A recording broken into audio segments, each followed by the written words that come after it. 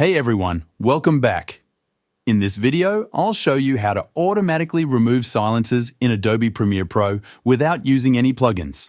First, let's open Adobe Premiere Pro and drag a clip into the timeline. Here is a clip where you can see there are silencers. These are the sections where the dB level is below a certain point because I'm not saying anything. When I'm speaking, the waveforms go up. In the past, to remove these silencers, you had to cut them out manually.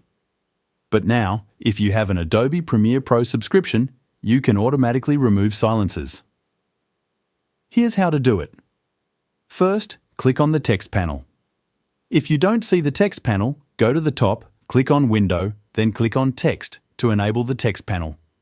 Now, in the text panel, head over to the transcript panel and click on Transcribe Sequence. After the sequence has been transcribed, you will see 3 dots. These dots represent pauses or silences in your video or audio clip.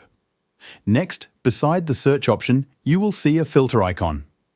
I don't see it because I'm using an older version of Adobe Premiere. In newer versions, you will see this icon. Click on the filter icon and it will open a small drop-down menu.